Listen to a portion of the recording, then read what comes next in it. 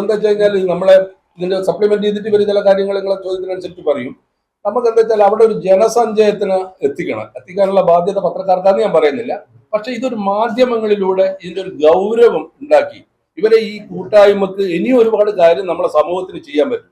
അതിനുള്ള ഒരു ഉപോത്ബലകമായ ഒരു ഒരു ഒരു തള്ളല് അങ്ങനെ ഉണ്ടല്ലോ, അതിന്റെ ഒരു ബാക്കിങ് ബഹുമാനപ്പെട്ട പത്രപ്രവർത്തകർ എടുക്കണം എന്നുള്ള ഒരു വിനീതമായ അപേക്ഷ കൂടി ഉണ്ട്. ഇനിയിപ്പോ എന്തെന്ന് നമുക്ക് അറിയേണ്ടതെന്ന് ചോദിച്ചു കഴിഞ്ഞാൽ ഇവര് അതിന്റെ സംഗതി നമ്മുടെ ഇൻവോൾവിന്റെ 5ാം വാർഷികത്തില് നമ്മൾ ഒരു അവാർഡ് കൊടുത്തിട്ടുണ്ടായിരുന്നു. അത് നാദാപുരം റോഡിലെ ഡോക്ടർ KC എഫ്രോമിനാണ്. അത് നമ്മൾ ജസ്റ്റ് ഒരു കൂടുതൽ എൻട്രി ഒന്നും ഇല്ലാതാണ്. ഇപ്രാവശ്യം നമ്മൾ ചെയ്തതെന്ന് വെച്ച് കഴിഞ്ഞാല് നമ്മള് ഒരു ഗൂഗിൾ ഫോം വെച്ചിട്ട് നമ്മുടെ മൊത്തം വടകര കേന്ദ്രീകരിച്ച് എല്ലാവർക്കും ഷെയർ ചെയ്തിട്ട് എൻട്രി വന്നു. ആ എൻട്രിന്ന് നമ്മൾ സ്കൂൾ ചെയ്തിട്ട് ജൂറിക്ക് കൊടുത്തിട്ട് അങ്ങനെയാണ് ഈ പ്രാവശ്യത്തെ അവാർഡ് നമ്മൾ സെലക്ട് ചെയ്തത്. നമ്മൾ 5ാം വർഷമായിരുന്നു നമ്മൾ ഒന്ന് ചെറിയ രീതിയിൽ സെലിബ്രേറ്റ് ചെയ്തത്. ഇത് 10,000 ഐഡന്റിഫൈ ചെയ്തിട്ടുള്ളത്. ഒന്ന് തട്ടോളിക്കര UP, പിന്നെ വൈക്കിശ്ശേരി UP, പുതുപ്പണം ST, ചീലമ്പീട് UP, അതുപോലെ UP, പിന്നെ ഗവൺമെന്റ് മാപ്പിള UP തിരുവള്ളൂർ. ഈ സ്കൂളുകളിലാണ് ഇപ്പോൾ നമ്മൾ സ്മാർട്ട് ക്ലാസ് റൂം കൊടുക്കുന്നത്. സ്മാർട്ട് ക്ലാസ് റൂം എന്ന് പറയുമ്പോൾ ഒരു ഇന്ററാക്റ്റീവ് ടെലിവിഷനും അതൊക്കെ വെച്ചിട്ട് പിന്നെ അതിലുള്ള ആപ്സ് എന്ന് പറയുമ്പോൾ അതിന് ഫ്രീ ആയിട്ടുള്ളതും പെയ്ഡ് ആയിട്ടുള്ള ആപ്പുകളും ഒക്കെ കൊടുത്തുകൊണ്ട് കുട്ടികൾക്ക് ഇന്ററാക്റ്റീവായിട്ട് എങ്ങനെ ക്ലാസ് എടുക്കാം എന്നുള്ളതിന് അങ്ങനെ ഒരു മോഡൽ എല്ലാ സ്കൂളുകളിലും ഒരു ക്ലാസ് റൂം സെറ്റ് ചെയ്യുക എന്നുള്ളതാണ് ഉദ്ദേശിക്കുന്നത്. ഈ പറഞ്ഞ സ്കൂളുകളിലൊന്നും ഇതുവരെ സ്മാർട്ട് ക്ലാസ് റൂം ഇല്ലേ? എല്ലാ സ്ഥലത്തും സ്മാർട്ട് ക്ലാസ് റൂം ആയില്ല. അതെ, നമ്മളിപ്പോ ഇത് ചെയ്തതെന്ന് വെച്ചാല് നമ്മൾ ഇൻഡിപെൻഡന്റ് ആയിട്ടുള്ള UP സ്കൂളുകളാണ് സെലക്ട് ചെയ്തിട്ടുള്ളത്. നമുക്ക് ഓൾറെഡി ഹൈസ്കൂളും ഹയർ സെക്കൻഡറിയും എല്ലാ ഫെസിലിറ്റീസും കിട്ടുന്നുണ്ട്.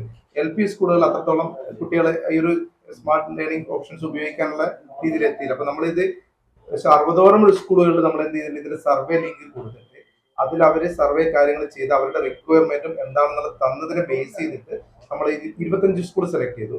ആ 25 സ്കൂളുകൾ നമ്മൾ ഡയറക്റ്റ് അപ്രോച്ച് ചെയ്തു. അങ്ങനെ നമ്മൾ സ്കൂളിന് ചെയ്താണ് 6 സ്കൂളുകൾ. അവിടെ ഉണ്ട്, ഇല്ലെന്ന് പറഞ്ഞില്ല, പക്ഷെ കുറച്ചും കൂടി കൊടുത്തു കഴിഞ്ഞാൽ ഡെവലപ്പ് ചെയ്യാൻ ഓപ്ഷൻ അഡ്വാൻസ്ഡ് ആയിട്ടുള്ള ഇതിന് ഏകദേശം നമ്മളൊരു 2 to 3 lakhs ആണ് നമ്മൾ ഫണ്ട്. ഫണ്ടിന്റെ കാര്യത്തിൽ ഒരു പ്രത്യേകത ഉണ്ട്. ഇവരാരെടുത്തും പിരിവെടുക്കുന്നില്ല. ആരെടുത്തും പിരിവെടുക്കാതെ കണ്ട് ഈ മെമ്പർമാർ പ്രതിമാസം ഒരു ചെറിയ സംഖ്യ കോൺട്രിബ്യൂട്ട് ചെയ്തിട്ടാണ് ഇതിന്റെ ഫണ്ടിന്റെ സമാഹരണം.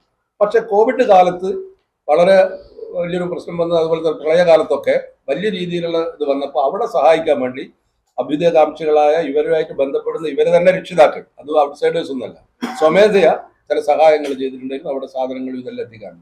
അതല്ലാത്ത എല്ലാ കാലത്തും ഇവർ ചെയ്യുന്ന എല്ലാ പ്രവർത്തനവും ഇവരെ ഓൺ ഫണ്ട്, ഇവരെ സാലറിയിൽ നിന്ന് ഏൺ ചെയ്യുന്നതിൽ നിന്ന് ഒരു ചെറിയ സംഗതി മാറ്റിവെച്ച് അത്രയും ഒരു ഒരു മാനസിക അവസ്ഥയുള്ള ഒരു സംഘടനയാണ്. അതായത് ഈ സംഘടനയെ പറ്റി ഞാൻ ഇതിലേക്ക് ബന്ധപ്പെട്ടപ്പോൾ എനിക്ക് ഭയങ്കര ഒരു ഇത്, അത് 100 കൂട്ടം സംഘടനയിൽ നമ്മളെല്ലാം ബന്ധപ്പെടുത്തുക. പക്ഷെ ഇവരെ ഒരു പ്രത്യേകത അത് പറഞ്ഞ് അറിയിക്കാൻ പറ്റാത്ത. ഈ സുനിൽ എന്ന് വെച്ചാൽ നേരത്തെ മടപ്പള്ളി ഹൈസ്കൂളില് PTA പ്രസിഡന്റും അതിന് പഠന ബ്ലോക്ക് ഓഫീസിലുള്ള മൂപ്പറല്ല ഇതിന്റെ ഒരു ഭാരവാഹിയായിട്ടും അതിനോട് സഹകരിക്കുന്നതൊക്കെ എന്തുകൊണ്ടാന്ന് വെച്ച് കഴിഞ്ഞാൽ ഇതിന്റെ ഒരു പ്രത്യേകത കണ്ടിട്ടുണ്ട്. എന്തെങ്കിലും സപ്ലിമെന്റ് ഞങ്ങള് ഇപ്പം ചെയർമാനായ PP രാജനായാലും വൈസ് ചെയർമാനായ ഞാനായാലും ഇൻവോൾവിന്റെ ഒരു സജീവ അംഗങ്ങൾ അല്ല. ഞങ്ങൾ ഇതിന്റെ ഇവരുടെ പ്രവർത്തനങ്ങൾ കണ്ടിട്ട് ഇതിന്റെ ഭാഗമായിട്ട് സഹകരിക്കാമെന്നുള്ള ഉദ്ദേശത്തിൽ ഇതിന്റെ കൂടെ ചേർന്നതാണ്. അപ്പൊ ഇങ്ങനെ 10ാം വാർഷികം ആഘോഷിക്കുന്നു എന്ന് പറഞ്ഞപ്പോൾ വളരെ സന്തോഷത്തോടുകൂടി ഇതിന്റെ കൂടെ ചേർന്ന ആളുകളാണ് ഞങ്ങൾ. അപ്പോൾ സാധാരണ നമ്മൾ ജീവകാരുണ്യ പ്രവർത്തനങ്ങളും നേരത്തെ നടന്നു വരുന്ന പ്രവർത്തനങ്ങൾക്ക് ഉപരിയായി 10ാം വാർഷികത്തിൽ നടത്തിയ ഒരു പ്രത്യേകമായ പരിപാടി നമ്മുടെ നാട്ടിലെ ഹരിതസേന അംഗങ്ങളെ ആദരിക്കുക എന്നുള്ളതാണ്. ആദരിക്കുക മാത്രമല്ല, അവർക്ക് ഉപഹാരങ്ങൾ സമർപ്പിക്കുകയും അതേപോലെ തന്നെ അവർക്ക് അവരുടെ പ്രവർത്തനങ്ങൾ മുന്നോട്ട് കൊണ്ടുപോകാൻ ആവശ്യമായ രീതിയിലുള്ള സഹായ ഉപകരണങ്ങൾ, സപ്പോർട്ടിംഗ് വസ്തുക്കൾ നൽകുകയും ചെയ്യുക എന്നുള്ള വളരെ പ്രധാനമായ ഒരു കാര്യം ഇവർ ചെയ്തിട്ടുണ്ട്. അപ്പൊ നമ്മുടെ ഭാഗത്തുള്ള വടകര നഗരസഭയിലെയും അതേപോലെ തന്നെ ഒഞ്ചിയം, ചോറോട്, അഴിയൂര്, ഏറാമല, മണിയൂര്, വില്യാപ്പള്ളി ഈ 4 ഗ്രാമപഞ്ചായത്തുകളിലെയും വടകര മുനിസിപ്പാലിറ്റിയിലെയും ഹരിതകർമ്മ സേന അംഗങ്ങളെ ആദരിക്കുകയും അവർക്ക് വേണ്ടിയുള്ള വലിയ സപ്പോർട്ട് ചെയ്യുകയും ചെയ്തു എന്നുള്ളത് വളരെ പ്രധാനപ്പെട്ടതായിട്ട് ഞങ്ങൾ നോക്കിക്കാണുകയാണ്. അതേപോലെ തന്നെ അത് ആ പരിപാടിയാണ് ഉദ്ഘാടന പരിപാടിയായിട്ട് 10ാം വാർഷികത്തിന്റെ ഉദ്ഘാടന പരിപാടി എന്നുള്ള രീതിയിൽ നടത്തിയത് ഹരിതകർമ്മ സേന അംഗങ്ങളെ ആദരിക്കുക എന്നുള്ളതാണ്. അതിപ്പോ നാടിന്റെ ഏറ്റവും പ്രധാനപ്പെട്ട ഒരു കാര്യം എന്നുള്ള രീതിയിൽ അത് വെച്ചാണ്, ആ പരിപാടി വെച്ചാണ് ഈ 10ാം വാർഷിക പരിപാടി സ്റ്റാർട്ട് ചെയ്ത് എന്നുള്ളതാണ് ഒരു പ്രത്യേകത.